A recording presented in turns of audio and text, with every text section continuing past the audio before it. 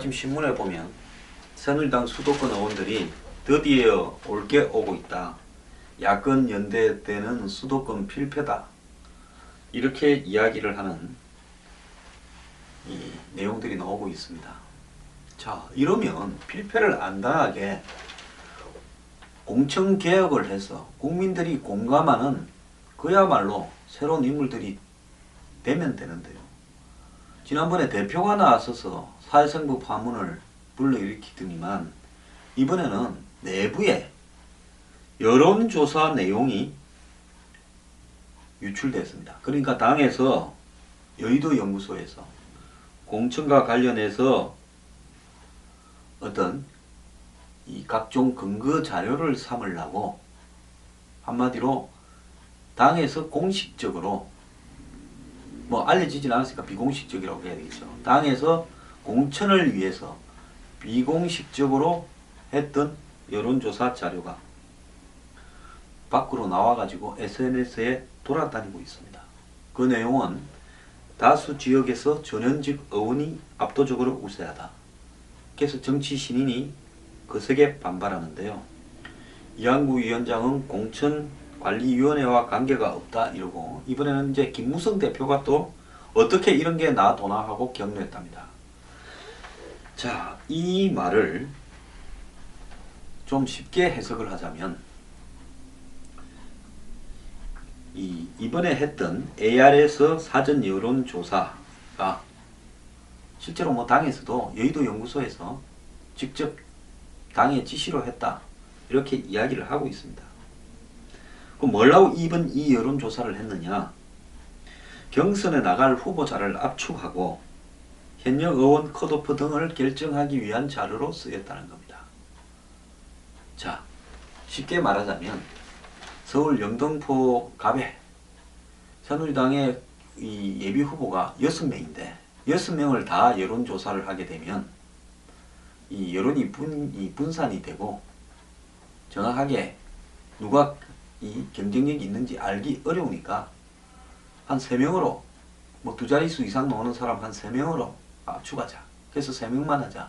그럼 나머지 6명 중에서 3명을 떨어뜨리고 3명을 최종 이 여론조사에 넣어야 될 거 아닙니까? 공천을 하기 위한.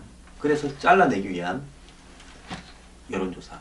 또 현역 의원들이 몇 프로 나오는지를 보고 현역 의원이 또 현역 당협위원장이 지지율이 떨어지는 사람은 아예 빼버리고 그지에게는 전략공천이나 우선추천이나 이런 부분으로 가자.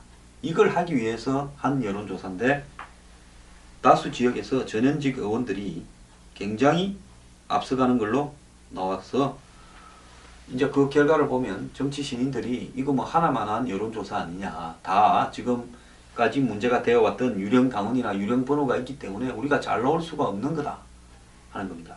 그러니까 이거를 밖으로 빼돌린 것은 한마디로 지금 공천을 주도하는 이 친박 공간이 쪽 근처에 있는 사람이 빼돌린 거 아니냐 하고 김무성 의원이 지금 화를 내는 건지 내는 척 하는 건지 지금 하고 있습니다.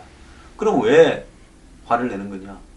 아니 이렇게 뭐 여론조사를 한번 해보니까 거의 다 현역이 또 전직 의원들이 당협위원장이 다 우세한데 이런 걸 보면 그대로 지금 이 여론조사만으로 끝낸다면 하는 사람이 계속 하기 때문에 기득권을 그대로 유지하는 거 아니냐.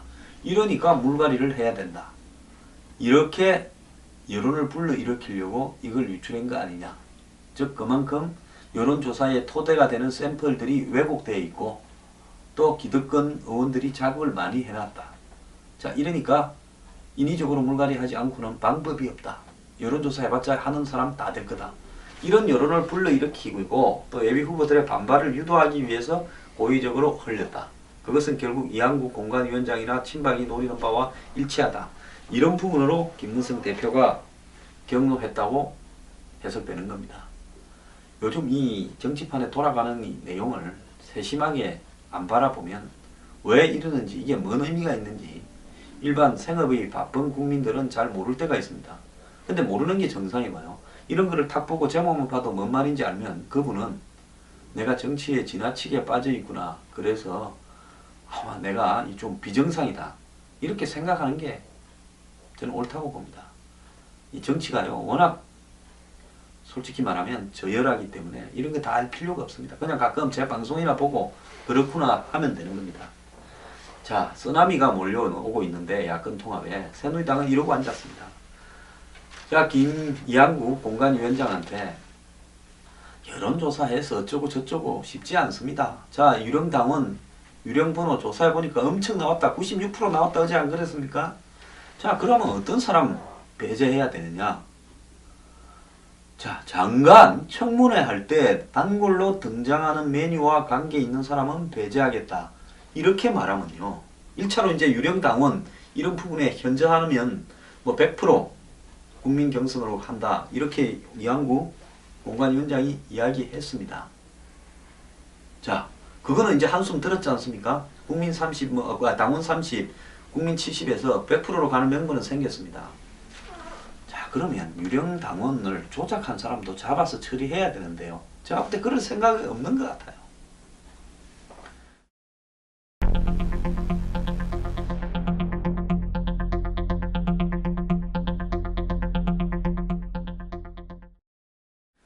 그 다음에 뭐 보좌관 월급 떼먹은 사람 잡을 생각도 없는 것 같아요. 그러면 좀 쉽게 이야기를 해봅시다. 자, 우리가 장관 청문회 할 때 단골로 걸리는 메뉴가 뭡니까? 탈세. 지금 이 자기의 사업소득, 또 정려세, 뭐 상속세, 탈세한 사람이 수두룩 할 겁니다. 불법 정리한 사람도 많을 거고요. 새누리당에 돈 워낙 많은 분들이니까. 근데 명색이 국민을 대변하는 지도자가 되겠어. 법과 제도를 만들겠다. 예산을 감시하겠다라는 분이 탈세를 했다면 그건 기본적으로 안 되는 거 아닙니까? 그래서 이 탈세 의혹이 등장한 사람은 기본적으로 공천에서 배제시켜야 된다. 그 다음에 본인과 아들의 백령 문제에서 문제가 있는 사람도 배제시켜야 된다는 겁니다. 저는 군대 안 간 사람 점수를 현저히 까버려야 되고, 군대 안 간 사유가 불투명한 사람은 이번에 자식이 또 군대 안 간 사람이 많으면 그걸 다 배제시켜야 된다고 봅니다. 백령. 그 다음에 또 뭡니까? 그 다음에 이 탈세하고 백령 말고는 위장 전입. 그 위장 전입까지 해가지고요, 무슨 제 애 파락군에 공부시키겠다는 사람은 한마디로 지만 돈의 혜택을 누리겠다라는 사람이기 때문에 그런 사람도 배제시켜야 된다고 보고 있습니다.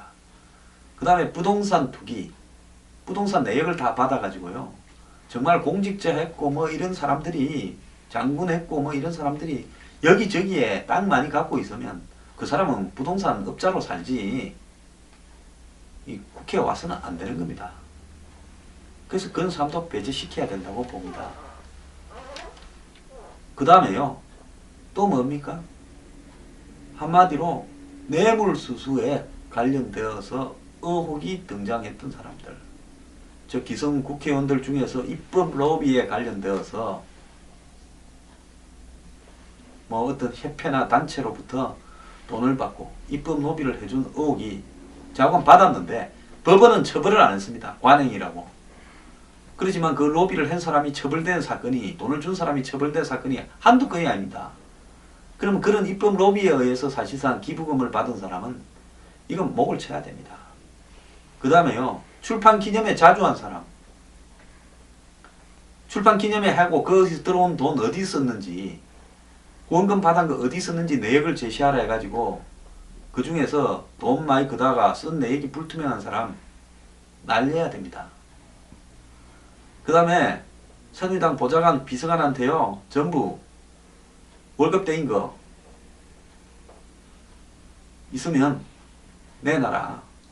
아니, 새누리당의 이한구 공관위원장이 접수하면 되죠. 그래서 그만둔 뭐 보좌관 비서관도 많을 거 아닙니까? 그만둔 사람이 야, 내 절반한테 얼마 떼었다 받아주겠다 하면 너도 나도 없이 다 들어올 겁니다, 신고가. 그래서 그런 사람 공천 배제해야 됩니다. 그러고요, 뭐 교수니 연구원이니 하면서 돌아갈 구멍 다 만들어 가지고 참 자신 좀 업그레이드 하겠다고, 예? 또 돌아갈 사람, 그런 사람도 공천 배제해야 됩니다. 정치는요, 목숨을 걸고 하루하루 해야 되는 거라고 저는 생각하지. 이거 부업으로 하는 거 아니라고 봅니다. 또 국회의원 하면서요, 겸직한 사람 있지 않습니까? 그런 사람 공천 배제해야 된다고 봅니다. 그리고 정가가 있는 사람은 일단 배제해야 된다고 봅니다. 그래서 이런 몇 가지 기준으로, 그 다음에 논문 표절 당연히 배제해야죠. 논문 표절했던 사람이 정치 안 한다다가 다시 다른 데 나오는 이런 웃기는 짓을 해서 되겠습니까? 자, 이런 기준으로 배제를 하면요, 새누리당에 집에 갈 사람 굉장히 많이 나올 겁니다. 또 하나 더 있습니다. 지역구에 기초자치단체, 시장, 군수, 구청장 공천하면서, 시의원, 도의원 공천하면서 돈 받아문 의혹이 나왔거나 잡음이 나온 사람은 배제해야 된다고 보고 있습니다. 그래서 이런 원칙을 가지고 탈세, 백력, 부동산 투기, 정가부터 시작해서 입법 로비, 보좌관 월급 착보, 그 다음에 지역구에 자리 돈 받고 팔아먹은 사람, 이런 사람들 배제하겠다라고 하고 실질적으로 그걸 접수해서 조사하고 이렇게 하면요, 국민들이 박수를 칠 겁니다. 그래서 공천 개혁이 되는 거고, 그 빈자리에요, 우리 사회 각계 각층에 정말 정치는 환멸을 느껴서 안 하지만은 사회를 위해서 봉사하고 기여한 사람들이 많습니다. 특히 새누리당은 중산층과 서민하고는 좀 거리가 먼데요, 이 중산층과 서민을 위해서 이야기를 하고 있는 사람, 노동자와 농민을 위해서 이야기를 하고 있는 사람, 새누리당의 세가 약한 지역에서 묵묵히 애를 쓰고 있는 사람, 이런 사람들 불러다가 공천 주세요. 그러면 수도권 선거에서도 바람이 불고 비례대표도 그런 사람들한테 주면 국민들이 박수 칠 겁니다. 자, 내가 왜 이 이야기를 하는지 압니까? 이제 이 시간 이후로 새누리당 보고 이래라 저래라 말 안 할 겁니다. 그래, 안 할 거라고 알고 있기 때문에 미리 한번 그냥 이야기하는 겁니다. 나중에 총선 그 결과를 가지고 제가 그때 새누리당 좀 조지겠습니다.